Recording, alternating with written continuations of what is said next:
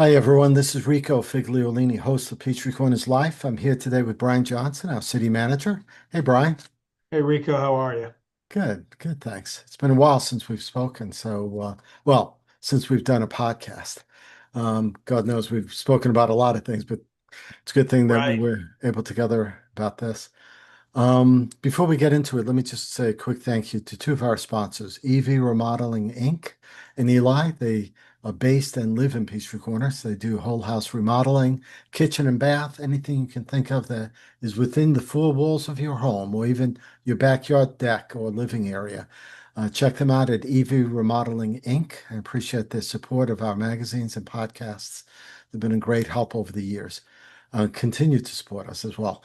And Andrew Hyduk and his family, who own and also live here in Peachtree Corners, Vox Populi.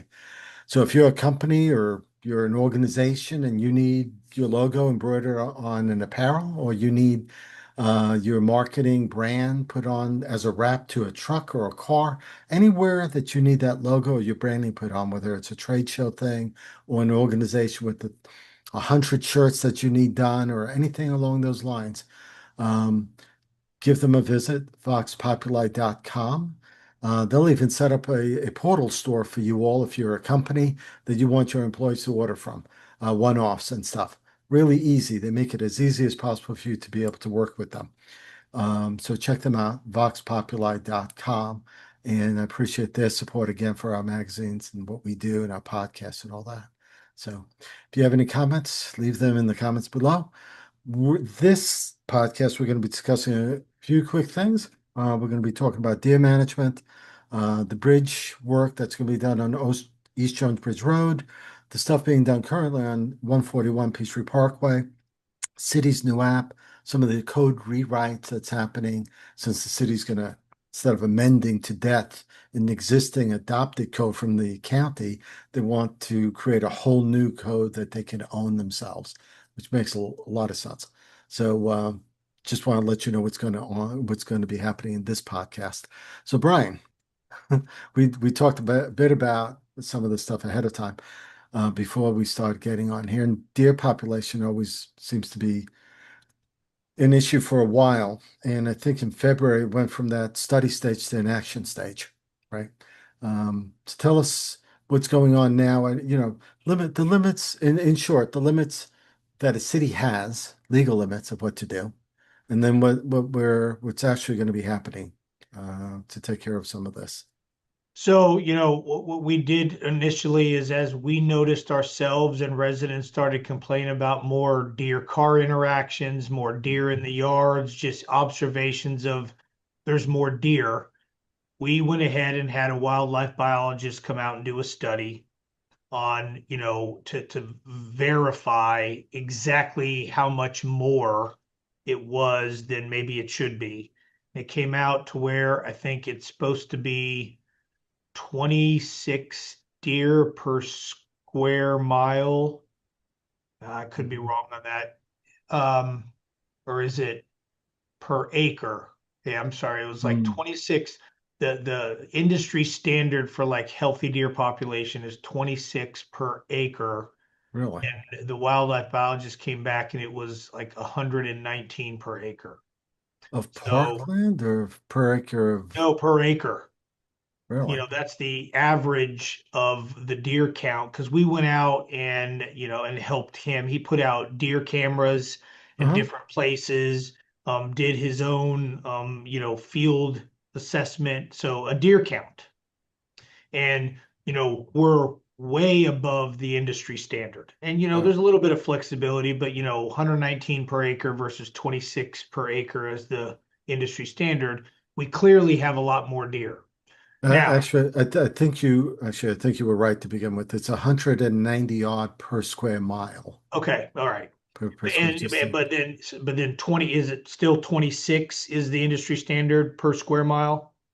I well, believe that was the I think you may be right with that, but the local I'm sorry, the local population currently is 193 per square mile, and you may be right. It's actually supposed to be a lot less than that. oh yeah, it's 20, supposed to be like it's 25 per square mile. okay, yeah. So I Right. mean, that's a huge That's difference. God, I didn't So, even realize I that. mean, I just muddled my way to, I could have just made the point that we're, quadruple the ideal rate of deer Yeah, that what we have. So, all right, that's all yeah. well and good. By eight We times. all kind of knew it. Yeah. So what do we do about it? Well, the city's constraint is this. In Georgia, the only agency that has the authority to do wildlife management and to regulate hunting is the Hmm. state.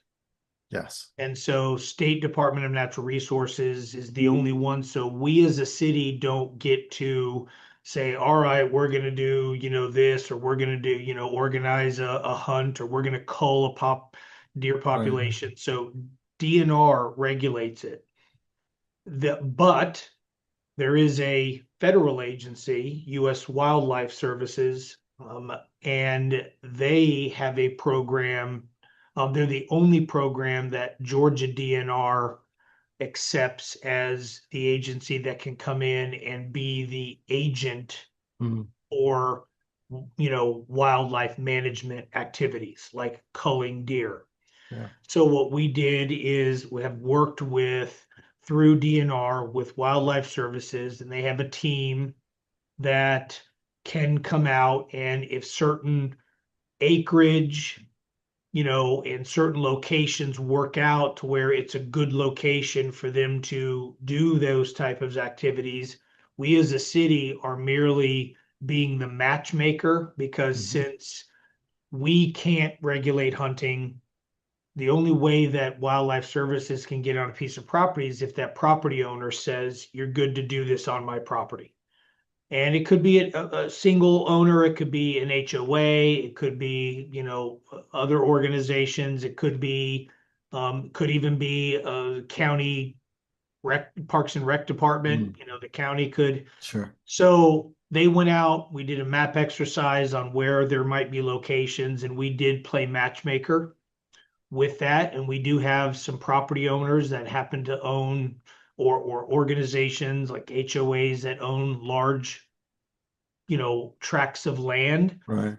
that this can be safely done, that it makes sense that the deer population is heavy there. It's migrating through there. Mhm. And so there have been, right of entry and, other legal documents that have been or are being signed by owners. And so there Mhm. will be this activity Mhm. happening. But the punchline to that whole thing is the city itself doesn't have the authority to end up controlling it. We can just Right. facilitate it, which we have. So it's also important to know that this will be happening, start to happen at certain locations soon as Mhm. wildlife services and the property owners have gotten together. But it is a long-term play. Yeah, The it's not populations migrate. So right. this isn't like, oh, we'll one time come in and we'll do something. This has got to be a long, concerted effort to do Yeah. over many years to come, And it and sounds then like and then you got to sustain it. right. So it sounds like if I understand some of the facts there, sounds like 3 to 5 over 3 to 5 years of doing this. So Certainly, it's not like someone's coming in, it's not like a crew of people coming in and it's going to be slaughter, a bloodbath. no. This is slowly doing it over a period of 5 years or so or more. Um, And yeah. the frustration here I do get is some people who have smaller lots are like, "Oh, come onto my lot and Yeah. do it on my lot." It's ridiculous.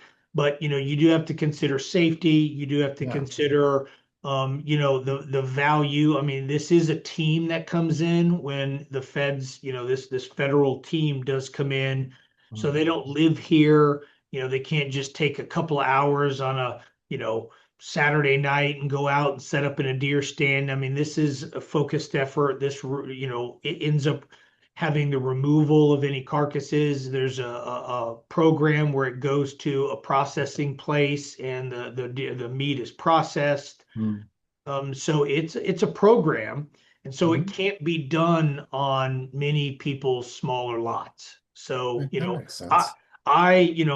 I live close to the river, and they eat most of my most of my plant material, and my wife is constantly at Pikes, having to replace. So I would love for that, but my Pansies. parcel is not an ideal parcel. So Yeah, I should at some point start seeing the benefits of it in that it happened elsewhere, but now yeah, there's less deer to migrate onto my property. right, It's just right, not happening on my property. And we've got a lot of people who have reached out to say, oh, you can come to my property. right, Well, that's the limitation is where you live. right. Can it be safely done there?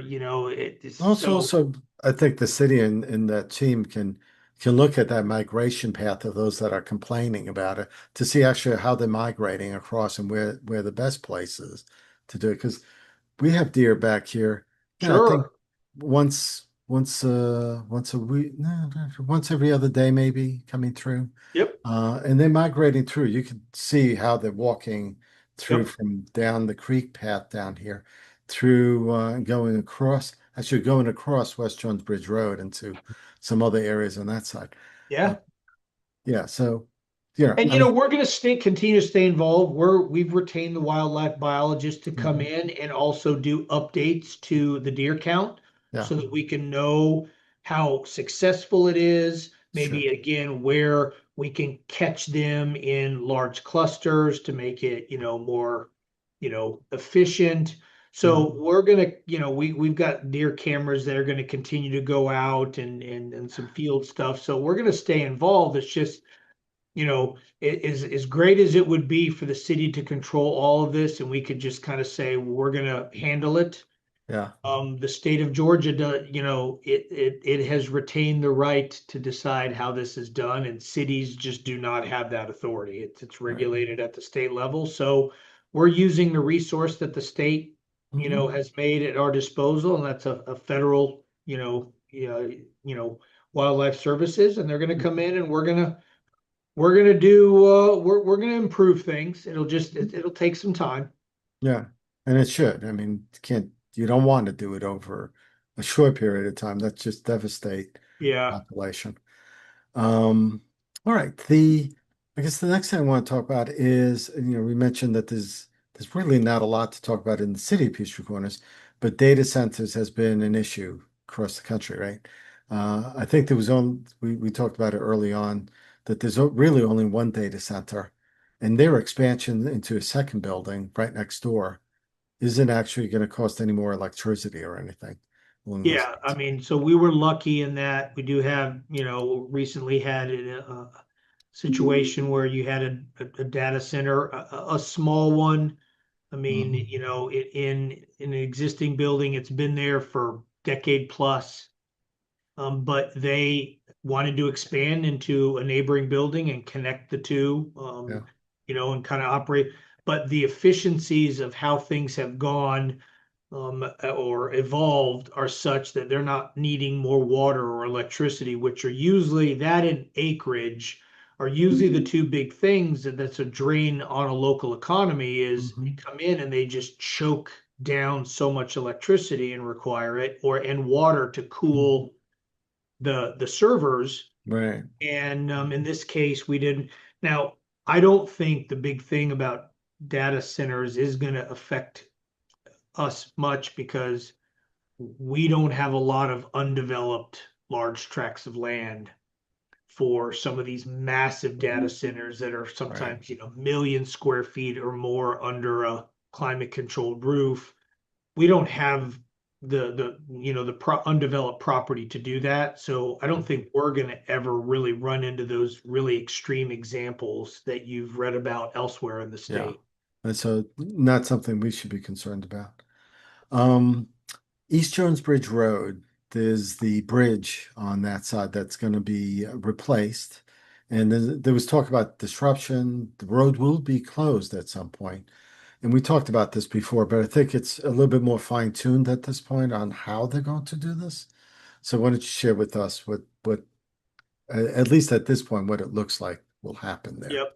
And mind you, we're going to transition to the other one, but there's technically two different construction projects happening on East Jones Bridge right Yeah. now. Yeah. One that's close to 141 is different. What you're referring to is the small bridge that crosses over the creek near Simpson Hmm. Elementary. Yeah. That bridge is it's in need of repair. Its grade that the county gave it failed recently or was close to failing. I mean, it was a failing meaning it needed to be replaced. So the county Mhm. decided it's going to replace it, and it's also going to build up the approaches to the bridge higher so that the new bridge will actually be at a higher elevation so it can take I think the 200-year storm event Right. before it crests the bridge. So they've got to remove the bridge. They're going to remove the two sidewalks crossing the bridge, and then they're going to construct a new one in which the two sidewalks are part of the new reconstructed bridge. Okay. And the update is the county has decided they're not going to remove the bridge and close the road until after school gets out for the Hmm. semester. Hmm. This is a county project, so I'm just conveying to you what we know from them. And their hope is to maybe have it finished before or at least close to when school goes back into session so that the school bus routes and the people getting their kids from Simpson Elementary have as disruption as minimal a time, if maybe at all. Yeah. So again, the county's hope is perfect world, they get it done. And then when school goes back in for the fall semester of Mhm. 2026, that the bridge is replaced.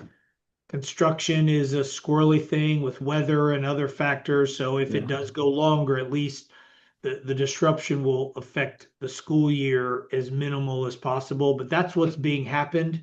So it will be, again, that road, if we had a flooding event, should be at lesser risk for it to top the bridge. Yeah. The bridge will be a newer, better, stronger one, but it does require a removal of one. And there's some utility water sewer work lines that's got to Yes. be moved around there. Yeah. And so that's what that And project is, and but it is a county project. and land has to settle and stuff. So I mean, it's not just a Yep, matter of ripping it out and dropping a new one in. You right. have to redo that whole. And they just redid the paving of the roads there. So And I'm imagining. don't ask me why they did one in the order that they did. Yes. We Yes. don't know that either. That Okay. again, that is a county maintained road. Yes. I'm not sure why you did one where you may have some heavier equipment on it, but again, city had nothing to do with That's why. that. Yes. That's why I pointed it out The because I knew. fair point to make, Rico. Yes. You're one of a hundred people who have Yes. asked I'm us that sure. question, and we shook our head as well. Yes. I can only surmise that, oftentimes the county will have resurfacing projects that are bundled, Hmm. that are, maybe even tens of millions of dollars at once all over the county. And that Yeah. road was part of a bundled project. Look, that bridge being replaced, what came out of the blue as well. And it Yeah. appears that they did their I don't know how frequent they do it. They had an inspection of the bridge, and the engineer, structural engineer, was like, "This bridge got a failing grade," and the county was Hmm. like, "Let's replace it." Right. So maybe they didn't see. I don't know, but anyway, it Yeah, is what it is. it's funny how governments departments don't talk to each other, I guess.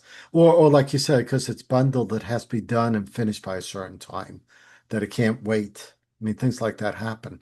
And So, that but thing could have been bid out. The county could have bid out a resurfacing project that included East Jones Bridge a year ago, yeah, and yeah, now it's now being executed.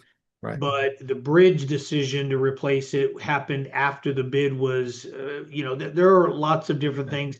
It doesn't, you just hate to see it. But It seems like a waste of money, but the good part is that once it's finished, the bridge, if they have to fix the rest of it, the paving and stuff, they'll do that later, probably. yeah, I would imagine. And I think at one point we thought, or I thought maybe inaccurately, obviously, is that because there's two walking bridges, if you will, that people some people suggest, well, if they put the bridge over, maybe they can leave one of those walking paths, but that doesn't make sense. It sounds like this is going to be one big piece that's going to be dropped in there since Well, it won't be dropped. It is actually going to be constructed in place because constructed in there's two, place. yeah, because they can't prefab two travel lanes for cars that also include two pedestrians. So they're Okay. actually going to be constructing it So in this is place. okay. So this is really why it's taking longer than what some people would expect, because I would think that they would have a prefab to drop, but that's not the Yeah, no. case. Okay. All right. That makes a lot more sense knowing that then. Cool. So if we're lucky, maybe 2 months, maybe 3 months at the most, that road will be closed. So people are going to have to take the route the other way around from Peachtree Corners Circle in West Jones Bridge to get down to the school. Yeah. Unless they tried to cut through, and I'm not saying they should, but obviously some people may look at Amherst, not Amherst, Amberfield, Amberfield. and think about cutting through that. And you shouldn't do that You because that's shouldn't, not and right. it does have speed humps there, so you can't do it fast anyway, Yes. even if, despite the fact that you shouldn't. But yeah, Yes. I'm not sure that would be any faster, especially if you were, Yeah. say lived at Waterside or Riverfield or somewhere and Mhm. you need to get a Simpson, you got to go around, but at least those are right turns to Yes, I get was going to to say that. Simpson all the way. It's just out to 141, right on Peachtree Corner Circle and back on Right. West Jones Bridge. Right. So yeah, I mean, Curious. look, at the end of the day, that stretch of East Jones Bridge between 141 and Jones Bridge Circle will be resurfaced with a new higher bridge that could withstand a higher level of flooding if we have Mhm. any. So, at the end of the day, that'll be a good stretch. But yeah, construction comes with pain and inconvenience, and it's Right. certainly going to happen here. It'll be just a few minutes longer, that's all, the travel time. Um, the we were talking about there's two parts of that. Yep, So the part that's closest to CVS, that's all being worked on right now, I think, or starting to be yep. worked on. Is the city still, or the county rather, or whoever's responsible, still looking at moving? So there's that driveway, two driveways cutting across from Ingalls to the North Forum. Yep. It's not really the Forum. We call it North Forum, but it's really its own It's its own office. office building, yeah, at the Right. very end of, yeah, the north Yes. end of the forum. Right. Which is why they decided to do that paid parking thing Parking, because yeah. it's not part of the Forum. But those two driveways that are almost opposite each other, they're going to shift, I think, aren't they? We talked about that. Is that Yeah, still so part happening? of so this is part of a project that GDOT is involved in, GDOT. not the Okay. county. It is Right. the city and Georgia Department of Transportation. The as part of that project, what GDOT is doing, it's taking the southbound 141 lanes. Hmm. And if you are coming in from Johns Creek, you will notice that right after Wellington Lake on the right, and so Hmm. it's just the southbound lanes, there started to be a third lane on the right, which was really deceleration and acceleration lanes for you to turn into some of those establishments as you work south, Suburban Medical, Moe's Barbecue, Ingles Shopping Center, Hmm. even the Forum over the hill, all the way Right. down to the QT. That lane is not supposed to be a travel lane. It's supposed to be, deceleration and acceleration lanes to turn in. It didn't operate. Not everybody obeys the striping, True. and it's become a little bit dangerous with people thinking it's not going to be travel, but then people will smoke through there to try to get past traffic. Hmm. And so the decision was made to turn it into a travel lane. Since and be able to flush more traffic through that congested, you know, series of traffic signals. As part of that, so there will be a third, that third lane all the way on the right will end up going from just, south of Wellington Lake all the way to QT. And then it'll go back to where it's just two lanes. Hmm. That'll help flush. But as part of that, we're improving the intersection with East Jones Bridge, Medlock Bridge. Right. And we're adding stacking. Let's see, there's going to be longer stacking on the dual lefts turning into East Jones Bridge if you were headed north. So Hmm. there's some improvements there. on East Jones Bridge, if you were coming from, say, Simpson Elementary headed to 141, Right. there's going to be longer stacking for left turns heading north. Mm, That can get really congested in the morning when people are heading north into, school and work. There's right. also a slip lane to allow more right turn efficient, merging onto 141. So Right. if you were turning south on making a right there, you'll be able to just, do it without having to come to a full stop. And then Mm, to do that, though, we have a unique intersection that is really problematic, always has been, and that's the Ingalls and that Forum North. And they don't line up yeah. directly, and they can't because that creates a four-way intersection. And so when the Forum North, I can't remember which one went in second. You may know this. Was Ingalls second They or may was the have been. Forum? I'm not sure which Um, one, but yeah. whichever one came in, they couldn't line it up for that. Now, on the Ingalls side, there's no flexibility because if you've ever driven into that one right between the Yeah, CVS and there's no way. Right. there's There's no way. nowhere to move that. So it's kind of locked. The Forum one, what you couldn't do is we couldn't create a four-way intersection because of the problem of, all right, do you can't put four-way stop. You can't put a traffic signal because it's too close to 141. Right. So they left it just off. But it always creates problems where cars are like, are you turning? Are you turning first? So what Mm, we can do and are doing is on the Forum side, we're going to move it farther away from Ingalls. So Ingalls stays, but the Forum, we're moving it closer um, or farther away from 141 mm, to the edge of the parking lot. So now they aren't going to be close enough that the two drivers of cars are looking at each other right. across the road, being like, are you doing? So it's being moved to the edge of the parking lot. So you'll still be able to get into form just like you can, but you won't turn. So Um, they'll end up closing the existing parking and they'll lot, close the existing one and just, landscape that, pave yep. sidewalk there and stuff like that. And so since this one's moving farther away, the stacking for Will be you to turn longer. left will Yeah. be allowed to be longer Yeah. and other cars to be able to get around it to head Right. south on 141. So people still can make a left out of the Ingalls Shopping Center. They Yep. just can't cut across Yeah, there won't be anything to into cut the across forum. to. Right. If they wanted to cut across, they would make a right Uh-huh. and then shortly after that would make a left Right. into the forum parking lot. But Yeah. now they're separated enough that you don't have that interaction that you do right now. Yeah. Right now, it's just like, we all know how to handle a four-way Uh-huh. intersection, kind of. But Yeah. when one's off, it's like, well, which one of us has the right of way if we're Yes. both turning, well, Yes. you're turning left and I'm turning Could right. be dangerous. Yeah, and Yeah. it is. We've had a decent amount of accidents there, usually not at high speed, which is good, but yeah, it's just a dangerous one. So Yeah. it's going to improve that whole intersection the best that we can. So that's all what everyone is seeing right now. Okay. The Peachtree Corners Circle, stick to roads for a minute. Um, there's a pedestrian crossing design that's being worked on or gonna come to fruition at some point. What's happening there? Because this came up on the agenda, I guess, Yeah, in well, this we month. have two of them on Peachtree Corner Circle. One is at Da Vinci Court.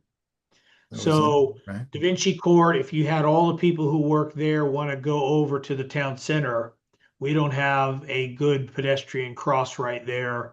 And so we're going to create one, Okay. so that it's safe. And then we got one way down on Jones Mill Drive.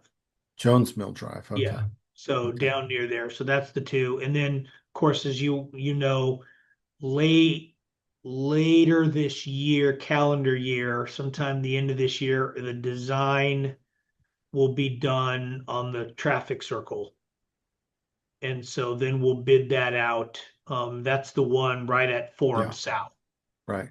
So that's Another dangerous facing, you try to turn left out hmm of the Forum by Trader Yep. Joe's Yep. there, especially certain times of day. That is a dangerous Oh, for intersection. sure. Not only, yeah. I mean, ever since that the public hearings were held and stuff, every time I come out of the forum on that side, or I want to make a left into the forum coming Yeah, from that too.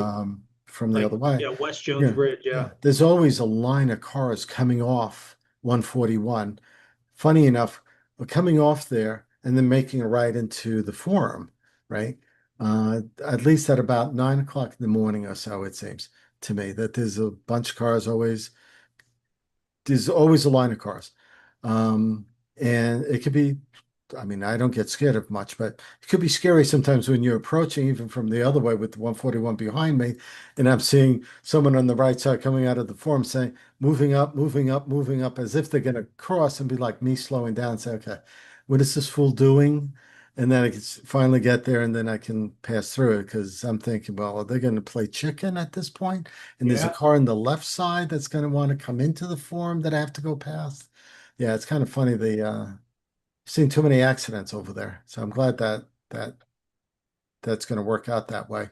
I think it'll be an improvement. I know some people don't think that, but I think a roundabout would definitely be an improvement there. Well, I mean, we're limited there too. We can't put another traffic signal because it's too No, close to the 141. We can't put right? a four-way stop. Yeah, And we could end up restricting left in and right out right there. But then there's a lot of people who come from areas of Peachtree Corners that are coming, say from, West Jones Bridge and hmm, PCBC area coming down to the forum and they want to turn left into the forum. yeah, They couldn't do that if we closed it, or if you were leaving the forum and you wanted to get out onto 141, you couldn't turn left towards 141. That's our only other option. In yeah, this case, what we're creating is a situation where everyone makes right-hand turns. Even if you want to turn left out of the forum, you turn right onto the traffic circle, right. go around it, and then you're straight into the forum. So it's a Yes, and safer, much, move. much, yeah, much safer. Now, there are some people that still, just like there are people that would might probably play chicken, that I just ran across, didn't run across them because I stopped at the roundabout at Peachtree Corner Circle over Yep. there. I'm coming around and I'm seeing this car. She's driving faster than I thought she should be to slow down to yield to me Yeah, along the because you're circle. in the circle, so you have Yes. the right of way. Yes, I have the right Yes. of way, and I'm seeing her drive, and I'm like, nah, it doesn't look like she's going to slow down and stop now. So I had to slow down, stop pretty much, honked my horn. She didn't care. And then I was able to continue on. But otherwise, if I followed the rules, I would have hit the car Yep. because she wasn't And, following. and the problem is you would have been in the right, she would have been at fault, but you're still, Oh, we all lose when you no, have, no. And it wouldn't have been pretty the way the speed that she was traveling. It just that would have been not yeah. been good. Um, So, okay, getting off the road. The city has, talking about technology and stuff. We had an old app uh, that was usable and stuff, but I think the newer app is much better. So same that new mobile app the city has a few things in it, right? Chat feature. Yeah, I think we were discussing it before, and you were saying people can follow through the progress of an application that could have been a business license application or something else. Or What even else? like a request for service. There you If go. you saw like a dead deer to, stay with deer that, got hit right, outside your house or whatever, and you're like, hey, it's on the road, it's interfering, maybe it's blocking the parking or, Hmm. blocking the sidewalk, whatever. Okay. Okay. You report it and you want to know when it's been removed or, whatever, you can track the status of that, Okay. to Can know you? when it's been resolved. You can post a lot more pictures and your location of it through the app. Okay. So it's also a better source for people to communicate with us on, you know, things that they may need from the Okay. city. Here's a new pothole just started, is starting to form right here, Right. or, just whatever. Okay. All right. I mean, Cool. but it's just as technology gets better, we want to make sure that the vehicles we use to communicate have all the new stuff. So we just upgraded it. And, for those who have used it in the past, they'll notice the difference. For those who haven't, I would encourage you to use it. It Hmm. has everything from events on it, Right. what the city's doing, to, agendas for meetings, to, just a great Uh, resource for you to know what's going on with your government. Does it live stream the meetings, the city council meetings and stuff? Yeah. All right, cool. So, yeah. So if you want to find out what's happening this weekend or if there's an agenda item, I want to watch the city council meeting, I could use that app, Yep. iPhone, Android, doesn't matter. Yep. All right. The when the city started, how long has it been now? About 13 or 15? 14 years, 2012, 14 years. 14 years. I Been mean, a long I guess time. our 14th birthday is July 1 of this year. Yeah. So we'll be 15 in the following year. So Yep. be a good celebration for that maybe. Yeah. Um, so when the city got formed, the easiest thing to do at the time, like most cities do, is adopt the existing county regulations for zoning, for rezonings, for all sorts of things. Regulations that any citizen would be affected of. So we did that, but Yep. I've noticed over the years, we've every once in a while would have to go in maybe two, three times a year and amend the existing ordinance. Every city's different, and every city leadership is a little different too. So what you all decided to do is take on the whole job of rewriting it from scratch, right? So how's that work? We did because, again, it made sense and, to adopt the code that had been being applied to this area when it was unincorporated Gwinnett. And that was our starting point. But as we are a city, Gwinnett's code, a county as big as Gwinnett and as diverse in geography, population, all Hmm. density, has to have codes that's written to apply to everything from, denser areas like us all the way up to rural areas of Gwinnett that, are just large farmland and Right. so there's things in there that just don't apply to us. One, and we're a city, we're more dense, we have unique things. We don't have to allow for livestock, on Hmm. parcels if we don't feel like that's the right thing. Whereas the county has parcels that they've got to allow for it because it's still rural. In addition to that, things change, meaning when the county, code, when we adopted county code, I don't think then anyone forecasted that electric vehicles would start to become as prevalent. So there's a technology that we didn't envision. We needed to Hmm. have zoning regulations about that we need to. So what would happen over time is we would have a need come up, we would address it, and then we would make what's called a text amendment, which is that small little change, and we would add it to this huge code that we kind of Right. just transferred, and it became a Frankenstein code. Hmm. And so we Yeah. knew that at some point we needed to have one written from scratch that was ours from the start. And so that is being done right now. But as we do it, and we've got, consultants that do this for a living and know how to make sure that it's organized right. But as it happens, there are certain points where we have to ask council, hey, before they get too far down a rabbit hole in a particular direction, what are you guys, what are your thoughts about certain things? For instance, electric vehicles. Right now, we don't have any regulation in our code regulating things at all. And what we're getting is some shopping center owners who are wanting to put a long bank of Mm. electric vehicles in along major thoroughfares like fronting 141 Right. that are and so that's what you would see. That's first thing is is that what we want to see when we're on 141 or Holcomb Hmm. Bridge Road or other major thoroughfares. Hmm. Two is the shopping center owners are like, look, those parking stalls that are at the farthest away from our storefronts, Mm. that's underutilized parking stalls because most people, True. if you were going to go to like say the Goodwill on Spalding and 141. Right. You are not going to park right No. along 141 and then walk all the way through that No. parking No, of lot. course not. Of course not. However, If you own the shopping Goodwill shopping center, you would look at that bank of parking stalls, say, right after Taco Bell, all the way Hmm. down to the end.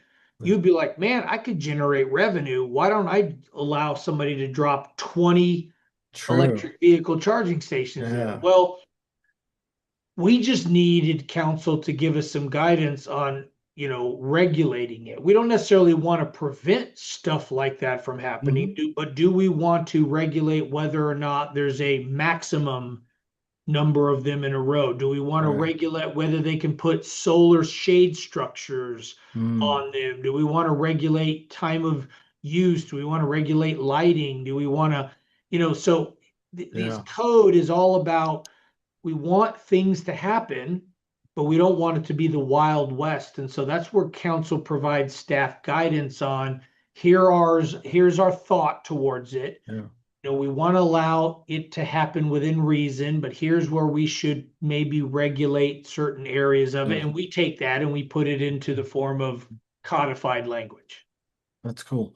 You also mentioned an ADUs, home occupation. These are like granny Well, units or accessory dwelling unit. So think of it as a second building hmm. constructed on a residentially zoned parcel, Yeah. like your house or my house. We live in detached residential units. Hmm. We have a backyard.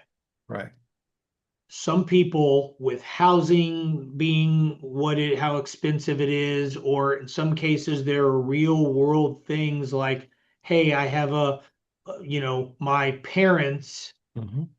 are well, actually, a recent example is a retired couple who lived in a large, residential single family unit here. They Yeah. had a kid who can't afford housing. They Hmm. wanted to build something, a small dwelling unit in the backyard, let Mm. their kid live in it for a while. And as they get older, at some point, they transition and flip. And Mm. then now the kid ends up getting sometimes you have medical issues, you got to take care of a parent, Sure. all well and good. Yeah. But those kind of things unregulated can end up being constructed for other purposes. Like I want to rent out Right. another unit on and if you buy in a neighborhood in which that's not allowed, you have expectations that there's Sure. not going to be a lot of maybe renters in Hmm. a neighborhood. Um, or even if it's done for the right reasons initially, but then it's sold later on and the new owners end up doing things that are not, again, they rent them out, they do home occupations that are unregulated. So, do you want your backyard to all of a sudden, you and your neighbor may end up being right here and you really can't see each other's backyard Right. or into your So, back window. But all of a sudden, if somebody then built a unit back here and now they're looking mhm. into your backyard all the time because that's where they live, those are things that we have to consider. Yeah. And That there's, was that was big in California, mhm, ADUs because of those reasons, right? They have enough land to do that. So Peachtree Corners, I don't know what the biggest lot is in Peachtree Corners on a regular basis, but so I'd imagine it's not just whether you can build a unit and how that unit would look, but on what property size can you build the unit? that's correct. And, You and know, what's your setback? yes, You want to allow it, or do we want to allow ones that are ever detached and instead allow them to be done inside the skin of an existing building? Almost like really. building a mother-in-law suite within your Oh, existing okay. floor plan. Right. But the difference here is there are restrictions against that happening in which there's a second entrance to that unit that doesn't need to come through the main Hmm. residential Yeah. entryway. Right. The This typical is mother-in-law suite we think of is they get to access their little area of the house without having to mhm. go through your part of the house. Right. Right. But that can be abused as well because, you could have a Sure. mother-in-law that lives there and at some point she passes away and now you're like, well, we want to rent it out. Well, Mhm. neighbors could be like, well, wait a second. We bought in here not thinking that was going to happen. And now these are Sure. all considerations, no easy answers, but it is something that the city has to consider on Right. how it regulates. And these two things we just talked about, ADUs and EVs, are just one example of what you discussed just recently, but there's more that'll probably pop Oh, up as you yeah, go over the year. absolutely. Okay. Um, so as far as you know, um, other development, we talked about there's not much land in Peachtree Corners. And I think one of the properties is just beginning. I think this was approved already some time ago. They just started construction on it, right? That was the 6200, the Corners Parkway, maybe? Is that no, that's the second read on that one. Which one just started? They just Well, the old day building the old day building? is No, well one that that's you may have seen on Peachtree Corner Circle. right. That one they just started construction on. Did they? Okay. Yeah, now that's a townhome community. Right, right. Another one that's under construction that, goes back years on zoning is the at 20 and 22. That What was it. used to be Yes. Technology Park South is Right. now Innovation Drive. That's at the Right. corner of Innovation Drive and Peachtree Yep. Industrial Boulevard. Just drove That past one's that. under construction. Yep, that And that one's was rezoned some years ago too. That's not a current rezoning or anything. right. That was what, 3 years ago? Yeah, it's been a while. Yeah. And even the new, they came back and decreased their density Mm. by 60 units, 65 Yes. units, something like And that. I think they're So doing townhouses, flats. no, that one's apartments. That was That okay. was one of the apartments. Now the day building are all townhomes. Okay. All right. So there's stuff going on. There's more units coming in. Oh yeah. The forum is slowly meandering towards doing a Hotel and apartment. right. So I think they were saying maybe 27. I know the Barnes and Noble is moving to Old Navy at some point in time, and then they'll be doing that part for the apartments. And I think they were saying 27, but who knows? Um, the I guess the only other thing would be I know we talked about renovation, the restrooms at town centers being renovated, more stalls are being added to the women's and the men's. Including a very large handicap stall Okay. for that can handle even adults that need care. Okay. Because some of them you could have Right. like a True. baby changing table or whatever. That Right. that that can't. Sometimes you have, people who are, adult sized at this Yes. Yes. point, but they require adult, other, Yeah. assistance. So we're adding more stalls and a really large handicap one in each one. So that's, it's a temporary, it'll be done before the concert, our first concert, which I think is the end of May.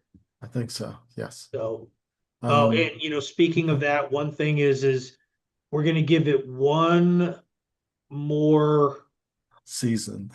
season of seeing if we can't have the town green be actual grass.